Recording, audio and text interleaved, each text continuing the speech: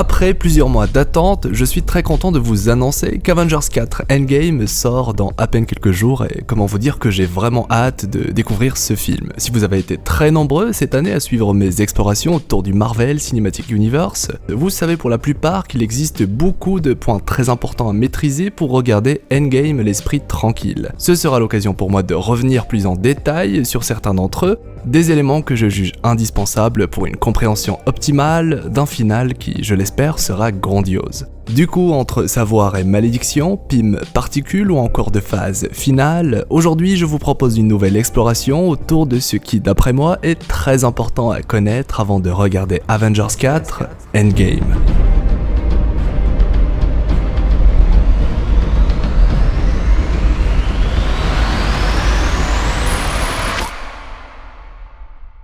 Il est fort probable que la dimension quantique soit au cœur d'Avengers 4, dimension qui nous a déjà été teasée et présentée à travers plusieurs films dans Ant-Man et Doctor Strange pour ne citer que. Et sachant que Scott Lang, qui rappelons-le est resté bloqué à l'intérieur de celle-ci après le fameux snap de Thanos, le film devra impérativement mettre en avant son retour et avec lui, la fameuse PIM particule, élément essentiel dans la création de combinaisons capables d'accéder à la dimension quantique. Pour rappel, le royaume quantique est une dimension dans laquelle la notion d'espace-temps est sans importance, faisant donc de cette dernière, la dimension quantique, l'endroit idéal dans lequel les Avengers restants devront se rendre dans l'espoir de changer la donne via X ou Y raison. A noter qu'il n'existe pour l'instant que deux moyens connus pour y accéder, le premier via la combinaison d'Ant-Man à l'aide de la PIM particule, le second uniquement accessible aux sorciers adeptes d'art mystique.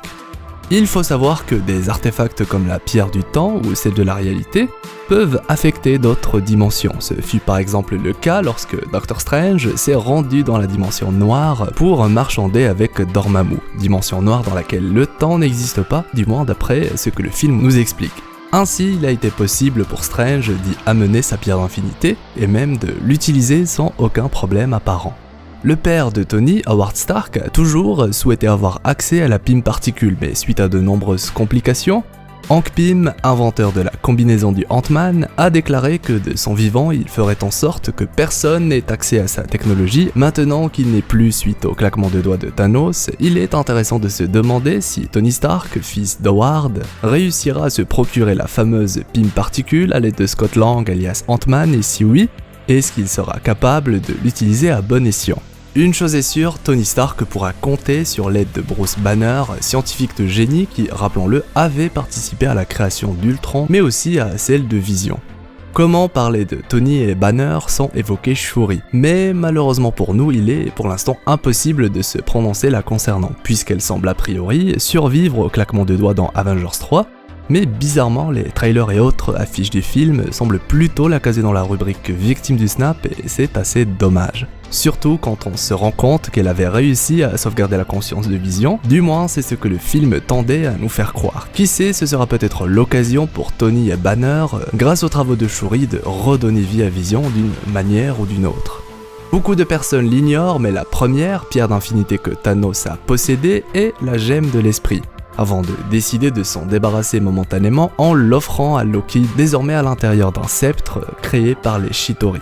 Comment Thanos l'a obtenu ? Eh bien, c'est un mystère que Endgame pourrait décider d'élucider. Et si on a été très nombreux à se demander comment Thanos a obtenu les connaissances nécessaires pour utiliser les pierres d'infinité à leur plein potentiel, il est fort probable que ce soit via la pierre de l'esprit que Thanos a obtenu un tel savoir qui semble s'apparenter également à une malédiction puisque ça a renforcé les convictions du Titan fou quant à l'existence d'un moyen capable d'effacer la moitié des êtres vivants, le tout d'un simple claquement de doigts. Qui sait, la gemme de l'esprit est peut-être à l'origine de la folie de Thanos, elle qui en plus d'avoir le pouvoir de contrôler des êtres, à l'image de ce que Loki a été capable de faire dans le premier opus des Avengers, n'a pas hésité à contrôler Loki lui-même sans qu'il s'en aperçoive, une information confirmée par les réalisateurs du film. En bref, la gemme de l'esprit est encore aujourd'hui recouverte par de nombreux mystères, et même si le choix de confier la gemme ou le sceptre si vous préférez à Loki semble à première vue compréhensible, c'est en réalité un choix assez bizarre. Après les événements de New York, la suite vous la connaissez, Thanos se lance alors dans sa folle quête en commençant par attaquer Xandar pour y récupérer la pierre du pouvoir, puis celle de l'espace après les événements du Ragnarok. Il se lance ensuite à la recherche de la pierre de la réalité auprès du collectionneur sur Nowhere, là où il capture Gamora avant de la sacrifier plus tard sur Vormir pour obtenir la pierre de l'âme. S'ensuit alors son retour sur Titan, là où il affronte nos héros et où il échange la vie de Tony Stark contre la pierre du temps. Et telle une manière de boucler la boucle, il retrouve de nouveau la pierre de l'esprit, dont il était, rappelons-le, le gardien en l'arrachant du corps de Vision au Wakanda. Faisant de Thanos, d'après ce qu'on sait, le premier à avoir réuni les 6 pierres d'infinité au complet au sein du Marvel Cinematic Universe, et ça c'est beau. Les pierres d'infinité sont encore aujourd'hui emplies de mystères et plusieurs personnages y sont intimement liés.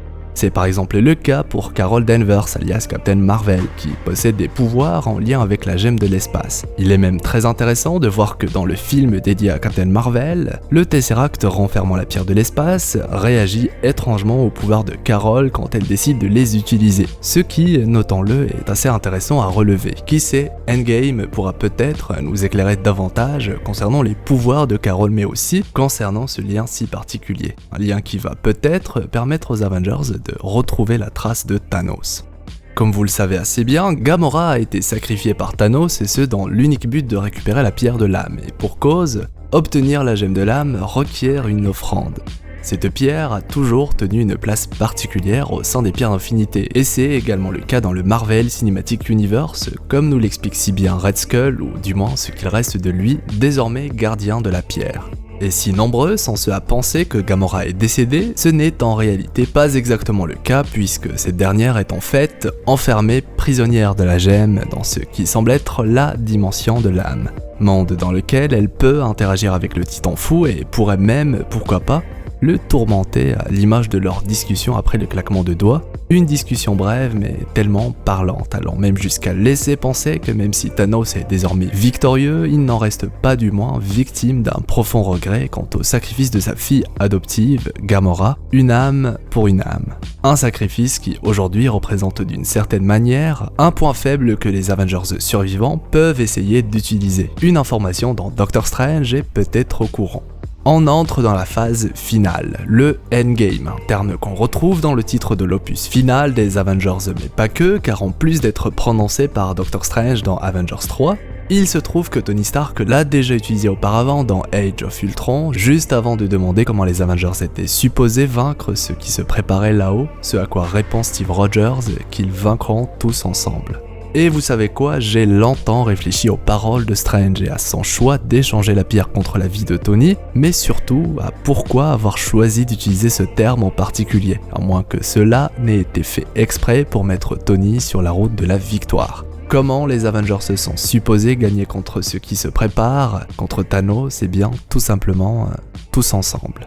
Après tout, Doctor Strange connaît parfaitement l'enchaînement d'événements à suivre pour arriver à la seule possibilité dans laquelle il sont victorieux. Et comme il l'indique lui-même avant d'arriver sur Titan, il n'échangera jamais la vie de Tony ou celle de Spider-Man contre la gemme. Et ici, si le spectateur pense que Strange a finalement décidé de se séparer de la gemme pour sauver Tony, il n'en est en réalité rien. Strange est tout simplement conscient que Thanos va perdre et qu'il est bien plus intéressant de le manipuler. Finalement, le tour de magie le plus important que notre sorcier suprême préféré Doctor Strange a performé dans Avengers 3 Infinity War était de faire croire au Titan fou, à Thanos, qu'il avait gagné. Et bien voilà, j'espère que cette nouvelle exploration vous aura ouvert l'appétit. De mon côté, je me ferai un plaisir de continuer à vous faire voyager à travers mes vidéos, qu'elles soient autour du MCU ou non. Et je compte sur vous tous pour me soutenir avec le like, le fameux pouce bleu avec le gond de l'infini, c'est vraiment très important et ça récompense le travail fourni. J'espère que cette nouvelle vidéo consacrée aux éléments importants qu'il faut connaître avant de regarder Endgame vous aura plu et surtout aura stimulé votre imaginaire. Vous pouvez bien évidemment partager la vidéo avec vos amis si vous êtes un sorcier via la dimension miroir et si la vidéo vous a plu, j'ai hâte de vous lire dans les commentaires. C'est toujours cool de partager ses idées avec l'ensemble de la communauté. D'ailleurs, si vous avez d'autres éléments que vous jugez importants à connaître avant ce final tant attendu, n'hésitez surtout pas à les partager en commentaire, histoire de permettre à tous les explorateurs d'avoir une expérience de visionnage la plus optimale possible.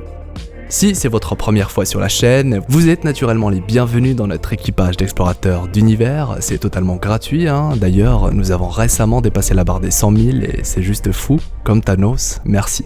Ah oui, assez important, je suis également sur Instagram et Twitter si cela vous intéresse, tous les liens sont en description.